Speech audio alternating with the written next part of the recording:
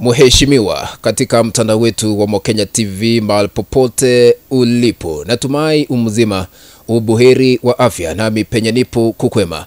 Karibu katika uchanganuzi wa siasa ili nikueleze vile mambo yalivyo, kisha baadaye nitakuwa nachanganua moja kwa moja. Ningependa kujua unatazama hii kanda kutoka eneo lipi. Ukiwa katika taifa letu la Kenya, nifahamishe tu ni kaunti ipi ambayo unatazama hii kanda kutoka, na ikiwa uko katika taifa lingine kando na Kenya, nifahamishe tu ni taifa lipi ambalo lile unaendelea kutazama hii kanda kutoka, ili kujua watazamaji wetu wanatutazama wakiwa maeneo gani katika ulimwengu huu. Katika sekta ya siasa kuna habari ambayo imeweza kuachiliwa na kutetemesha ikulu ya Kenya baada ya siri kubwa kufichuliwa. Ni kipi hiki ambacho kinaendelea? Kabla nizame kwa undani, naomba kushukuru wote ambao mnatazama hii kanda mahali popote mlipo. Muzidi kufunguliwa milango ya mibaraka na Mwenyezi Mungu akae katika kiti cha enzi.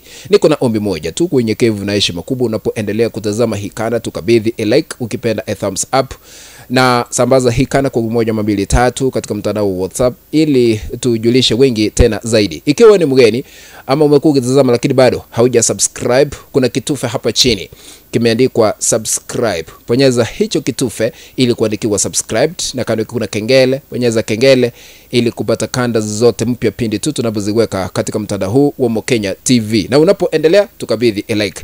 Without wasting your time, back to today's analysis. Kuna habari ambayo imeweza kuachiliwa na kutingisha taifa letu la Kenya kwa madai kwa kile ambacho kinaendelea katika ikulu ya Rais William Ruto. Naomba tusikize sauti ya aliyekuwa waziri katika serikali ya Kenya Kwanza. Wakati mmoja alikuwa mwanasheria mkuu na sasa hivi aliweza kung'olewa katika serikali ya Kenya Kwanza, ambaye ni Justin Muturi. Tumsikize kisha baadaye nikirudi nitakuwa nachanganua moja kwa moja. Hizo pesa za housing hizo tu William Ruto ameweza kupora, zingine anapatia ile mtu anaongea ati anafanya hasara. Justin Muturi wakati mmoja alikuwa mwanasheria mkuu katika serikali ya Rais William Ruto, kisha baadaye akabadilishiwa sekta akawa waziri katika wizara ya utumishi wa umma. Kwa hivyo chochote kile ambacho anakizungumza anaelewa ni kipi ambacho anazungumza, ingawa tunaendelea kushuhudia mabadiliko makubwa katika sekta ya siasa. Sasa anadai kwamba kuna hela zile ambazo Wakenya haswa wale ambao wameajiriwa wanakatwa kila mwezi ili kusaidia serikali kujenga nyumba za bei nafuu. Sasa kulingana na Justin Muturi, anadai kwamba hizo hela zinaendelea kuporwa na serikali, na anasema ya kwamba kwa sababu tumekuwa tukishuhudia naibu rais Profesa Kithure Kindiki akitembea maeneo mbalimbali humu nchini kwa empowerment, yani kwa Kiswahili kuwezesha wanabiashara wadogo wadogo ili kuinuka na kunogesha biashara zao.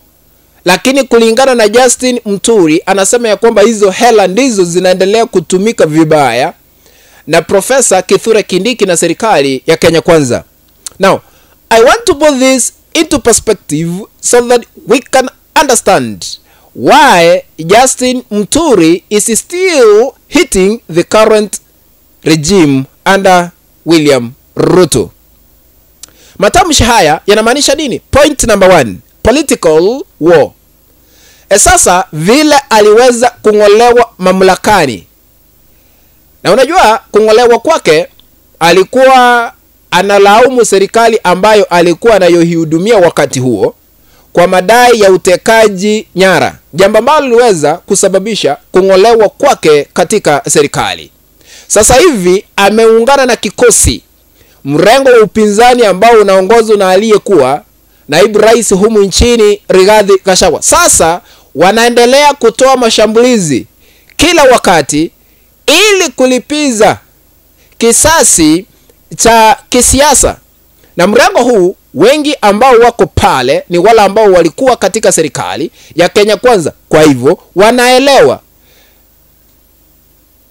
Profesa Kithure Kindiki sasa analaumiwa kwa kutumia hela hizi za bei nafuu ambazo Wakenya wanakatwa ili kutembea na kupeana kwa vikundi mbalimbali humu nchini. Lakini kwa kusema ukweli halisi wa mambo, politics is dynamic. It keeps on changing time to time. Leo mimi ni rafiki katika siasa, kesho huenda nisiwe rafiki. Ndio maana tunashuhudia Justin Muturi anataka kuhakikisha ya kwamba vile wameungana na Rigathi Gachagua aliyekuwa katika serikali hiyo, Mithika Linturi naye yuko pale, Kalonzo Musyoka, Eugene Wamalwa na wengine, Martha Karua, wala ambao walikuwa katika mrengo wa upinzani haswa Azimio la Umoja. Wengi wao wamevuka, wameenda upande huu mwingine, wameshikana kuhakikisha ya kwamba they are going to unseat the current president William Ruto during the next general elections. Kwa hivyo kuna vumbi ya kisiasa ambayo inaendelea kushuhudiwa katika taifa letu la Kenya, kwa sababu wanasema liwalo na liwe watahakikisha ya kwamba Ruto anaenda kupoteza kura za mwaka wa 2027. Tumekuwa tukishuhudia yule alikuwa naibu rais Rigathi Gachagua akiendelea kusisitiza na kusema ya kwamba is going to sacrifice to make sure Ruto is a one-term president. Tumsikize. And we shall make whatever sacrifices necessary. We are part of this team and we will walk this journey together to liberate this country, to make sure that William Ruto is a one-term president. Umesikiza vile Rigathi Gachagua anatoa matamshi ambayo yako na uzito mkubwa katika sekta ya siasa. Kwa hivyo kuna vita ambavyo vinaendelea sasa hivi kati ya mrengo wa Kenya Kwanza na mrengo wa upinzani ambao unaongozwa na Rigathi Gachagua. Sasa wameshikana mikono kuhakikisha ya kwamba usaliti ambao baadhi yao walishuhudia wakati walikuwa katika mrengo wa Kenya Kwanza wanaenda kulipiza kisasi katika uchaguzi ujao, lakini kupitia sheria, kwa sababu Kenya tuko na sheria. Kuna katiba iliweza kupitishwa na Ukenya mwaka 2010. Sasa ndiyo hiyo wanaenda kuitumia na kushinda kiti cha urais. Sharti upate uungwaji mkono kwa 50% nyongeza 1, kisha baadaye upate uungwaji mkono wa 25% kwa kaunti 24 ili kulazimisha tume ya uchaguzi na mipaka humu nchini IEBC kukutangaza kuwa mshindi. Kwa hivyo tunaendelea kushuhudia yale ambayo yanaendelea katika sekta ya siasa. Lakini kabla nitamatishe hii kanda, naomba kuuliza swali. Je, mrengo huu wa Rigathi Gachagua wa upinzani ukienda kushikana hadi uchaguzi ujao mwaka 2027, wanaweza kushinda ama wanaenda kupoteza? Utaniandikia katika sehemu ya maoni. Kufikia hapo mpenzi mtazamaji, ndipo unatia kikomo katika uchanganuzi wa masuala ya kisiasa. Tukutane katika kanda ambayo nitatengeneza hapo baadaye.